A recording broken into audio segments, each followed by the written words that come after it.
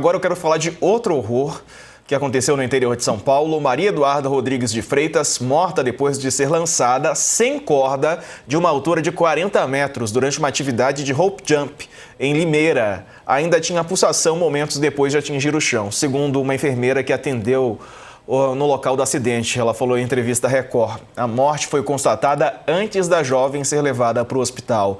Maria Eduarda, portanto, caiu aí 40 metros de altura. O caso foi registrado como homicídio com dolo eventual, quando não há intenção direta de matar, mas se assume o risco de provocar a morte.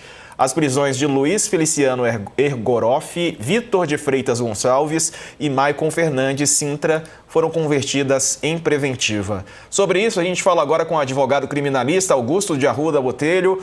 Doutor, bem-vindo, boa tarde. Tem outra forma de classificar? Porque, assim, rope jump significa um pulo com corda, um salto com corda, né? E aí a pessoa não colocar corda, é o básico do básico, não é nem no básico, né? É o essencial pro esporte ser praticado.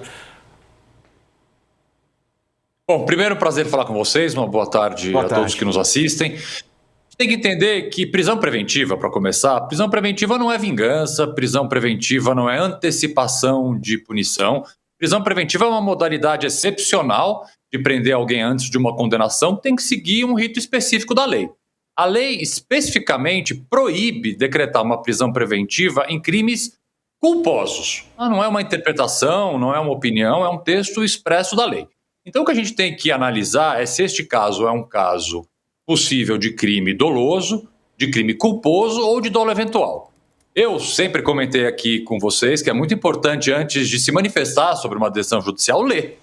Eu tive acesso ao inquérito na íntegra, li todos os depoimentos, li o despacho da audiência que converteu a prisão em flagrante em prisão preventiva e não entendo, por todos os elementos que foram expostos até agora, que seja um caso de dolo eventual. É uma diferença muito discutida, muito polêmica na doutrina, a gente passa anos estudando isso, a diferença entre crime doloso, crime culposo e um dolo eventual, mas pelo relato que está nos autos, eu não entendo que há nenhuma característica, inclusive o próprio despacho do juiz que decretou a prisão preventiva me parece bastante contraditório, porque ele fala em imprudência, em imperícia, em gravidade, que são justamente elementos de um crime culposo, não de um crime doloso, ainda que a gente esteja falando de uma modalidade de dolo eventual. Por isso eu acho a prisão, pelo que eu tive acesso, uma prisão ilegal, uma prisão preventiva ilegal dessas três pessoas. Sakamoto. Augusto, boa tarde. Boa tarde, Augusto. Prazer ter você aqui com a gente. E você acha que essa decisão judicial dessa prisão preventiva, ela acontece, então, por conta da comoção popular envolvida no caso? Isso é muito comum, Sakamoto. É uma tragédia realmente gravíssima, uma jovem que perdeu a vida de uma maneira absolutamente estúpida, e é evidente que isso influencia, infelizmente não é um caso isolado, em vários casos a comoção, a opinião pública acaba influenciando uma decisão judicial, né? O que a gente precisa entender aqui, essa diferenciação, que de novo é uma diferenciação técnica, mas que ela pode ser explicada assim, de uma forma bem prática. Eu vou tentar em 20 segundos aqui explicar uma grande discussão da doutrina. Qual é a diferença de você cometer um crime com a intenção de cometer esse crime ou não? Imagine o seguinte, que você, com uma arma de fogo, o José atira no João com a intenção de matar o João. Um crime doloso, não tem discussão. Você coloca um vaso, por exemplo, de planta na varanda da sua casa. E aí você vai regar essa planta e esbarra nesse vaso, esse vaso cai lá embaixo e mata alguém lá embaixo. Você não teve a intenção de matar essa pessoa, mas você foi negligente, você foi imperito, você foi imprudente naquela ocasião e ocasionou o evento morte. Mas você não queria, você não assumiu sequer o risco de produzir isso. Você foi, de novo, imperito, negligente e causou uma morte. O dolo eventual, ele entra nesse meio de caminho e a gente pode, para explicar de forma bem prática, usar duas expressões aqui, que é a seguinte: dane-se ou danou-se.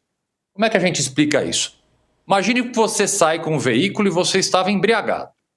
Você sabe que você estava embriagado e que então os seus reflexos vão estar prejudicados. E você pensa, olha, se eu atropelar alguém, se eu causar um acidente, dane-se.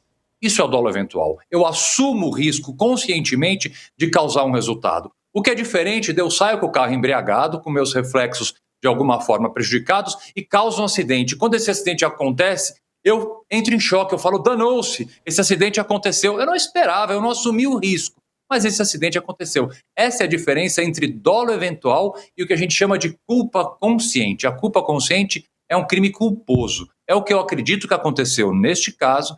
Portanto, uma prisão preventiva num crime culposo, a lei não permite que ela seja decretada. Tá certo. Diego, não sei se a gente tem tempo, eu só queria fazer uma pergunta bem rápida para Augusto. Eu sei que não é uma questão criminal, mas é civil, Augusto, porque é o seguinte, isso com relação às pessoas envolvidas, né? Agora, e com relação às empresas que estavam, que eram os contratantes daquelas pessoas que arremessaram a moça, contra elas, né, cabe alguma ação?